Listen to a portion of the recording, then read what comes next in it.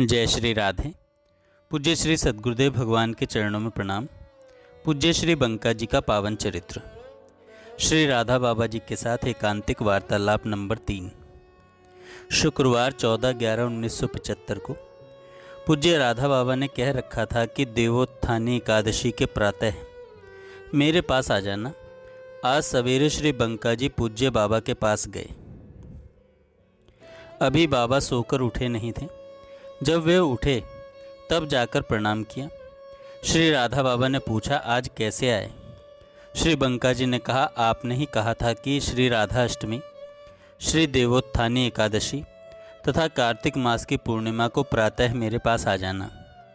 श्री राधा बाबा ने कहा, कार्तिक कृष्ण अष्टमी तथा कार्तिक की पूर्णिमा को बुलाने का हेतु तो याद आ रहा है, पर आज बुलाने का हेतु स्मरण नहीं हो रहा है। मैंने कब कहा था? श्री बंका जी ने कहा, गोवर्धन से आने के बाद प्रातःकाल मैं आपके पास आया करता था। आपने कहा कि मेरे पास प्रातःकाल आने की आवश्यकता नहीं, यहाँ आने से जो वस्तु मिलती है उससे अधिक मूल्यवान वस्तु कमरे में ही मिलेगी। तब आपने कहा था कि सूर्योदय के बाद 24 मिनटों तक कमरे में ही अपनी उपासना करनी चाहिए। इतना कहकर कहा कि इसके बाद भी इन 3 तिथियों को मेरे पास अवश्य आ जाना। श्री राधा बाबा ने कहा, सूर्योदय के 24 मिनट तक नहीं, 1 घंटा 36 मिनट तक उपासना में जो भी अपनी उपासना हो उसमें रहना चाहिए। भगवान श्री कृष्ण की वंशी योग माया ही है, वह ही आवाहन करती है। यह वंशी मौग्ध संपुटित ऐश्वर्य का स्वरूप है। भगवान के ऐश्वर्य के तेज को सह सकना असंभव है, पर वंशी का ऐश्वर्य बड़ा रसीला है। सूर्योदय के बाद वंशी के ऐश्वर्य का प्रभाव रहता है। फिर थोड़ी देर चुप रहने के बाद बाबा ने कहा, अब बुलाने का हेतु स्मरण आ गया। आज देवोत्थानी एकादशी है। आज से देव जगत सक्रिय हो जाएगा, पर इसका ब्रज भाव का भी पक्ष है, वह भी अभी बताऊंगा। हरिशयनी एकादशी को देव जगत शयन करता है तथा शक्ति पक्ष जागृत हो जाता है। आज से शक्ति पक्ष का शयन प्रारंभ होगा। श्री वृषभानु जी के 6वें प्रांगण में भगवती श्री महात्रिपुर सुंदरी जी का मंदिर है, जिसमें भगवती महात्रिपुर सुंदरी जी का चिन्मय श्री विग्रह है। उस चिन्मय श्री विग्रह के दिव्य चक्षु हरिशयनी एकादशी को तो खुल जाते हैं, वे चक्षु आज निमीलित हो जाते हैं। आज देवोत्थानी एकादशी के दिन ही श्री तुलसी जी का भगवान से विवाह होता है। विवाह के बाद कोहबर लीला अर्थात विश्राम लीला, आदि देव जगत का जो नर पक्ष है सब अब सक्रिय हो जाएगा तथा आदि देव जगत का जो शक्ति पक्ष है वह हरिशयनी को सक्रिय होता है। इस तरह ब्रज भाव में इसका क्रम चलता है।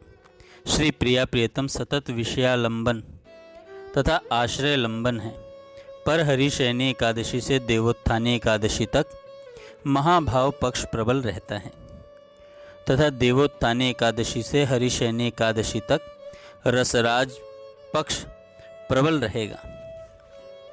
बाबा ने बताया कि उन्होंने अपने प्रियतम काव्य में एक जगह लिखा है कि नारायणी शक्ति सक्रिय होती है। देवी के उपासकों के लिए यह दिन महत्व का है। आज यदि रात्रि जागरण हो तो बड़ा महत्व है। श्री बंका जी ने कहा, आप कहें तो रात्रि जागरण करूं। श्री राधा बाबा ने कहा, सारी रात जागने की ज़रूरत नहीं, मध्य रात्रि के समय जागना चाहिए। श्री बंका जी ने पूछा, उस वक्त क्या करना है? बाबा ने कहा, कुछ करना नहीं है, बहाए कुछ नहीं करना है, बस अपनी उपासना में रहना है। जो भी उपासना हो उसके द्वारा अपने आराध्य के पास रहें।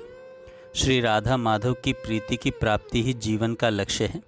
श्री प्रिया प्रियतम का दर्शन ही जीवन का प्राप्तव्य है। जीवन का लक्ष्य भोग नहीं है, भगवान है। जीवन के भीतरी बाहरी प्रत्येक व्यापार पर लक्ष्योन्मुक्ता छाई रहे। श्री राधा माधव में बहो, युगल चरण के प्रति समर्पण भाव में सनो। श्री राधा माधव सतत छाए रहें। उनके नाम का जप, उनके रूप का ध्यान, उनकी लीला का चिंतन, उनके गुणों में अवगाहन, उनके तत्व का स्वरूप का मनन सतत होता रहे। जगत के प्राणी पदार्थ परिस्थिति की स्मृति न हो, यदि हो तो श्री राधा माधव के नाते हो।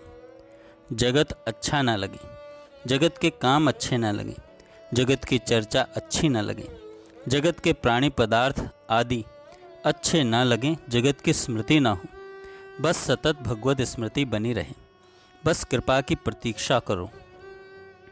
श्री राधा बाबा ने कहा, तिथियों का समय का बड़ा महत्व होता है। तुम सूर्यास्त के समय संध्या को मेरे पास आ जाना, केवल कुछ क्षण के लिए मेरे सामने आ जाना। वह दिव्य वस्तु उसे ही प्राप्त हो सकती है जो पूर्ण समर्पण करे। कोई एक्टर तो बने, फिर तो डायरेक्टर स्वयं ही श्रृंगार कर देगा।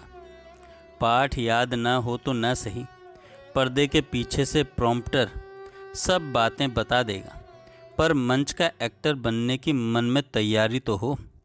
एक्टर से ज़्यादा चिंता, ज़्यादा खोज डायरेक्टर को होती है।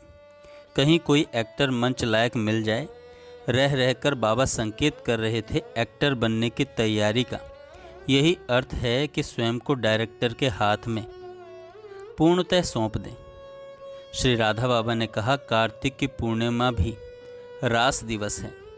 बंगाल में इसे बहुत मनाया जाता है। यह आगम जगत के अनुसार है, रास दिवस है, इसलिए कार्तिक की पूर्णिमा को सवेरे आने को कहा था। बस भैया अब आगे बढ़ चलो, ताकते रहो रस भंग न हो जाए। श्री बंका जी के कमरे में अनेकों रजिस्टर भरे हुए हैं, जिनमें 1971 से 1992 तक के बाबा से हुए उनके विस्तृत वार्तालाप लिखे हुए हैं। उनमें से अधिकतर प्रसंग श्री बंका जी ने अपनी पुस्तकों में बाबा की जीवनी में, वाटिका के पत्र पुष्प आदि पत्रों में लिख दिए हैं। बाबा के दिव्य प्रियतम काव्य की जितनी बातें श्री बंका जी ने सुनी, उसे उन्होंने प्रियतम सौरभ नामक पुस्तक में बहुत सुंदर रूप में वर्णन किया है। एक बार श्री गिरिराज जी की परिक्रमा करने श्री राधा बाबा पधारे। परिक्रमा में श्री चिमनलाल गोस्वामी जी, श्री नारायण जी आदि बैठे हुए थे। बाबा ने उस वक्त श्री बंका जी के लिए कहा, यह बंका वाटिका का रत्न है।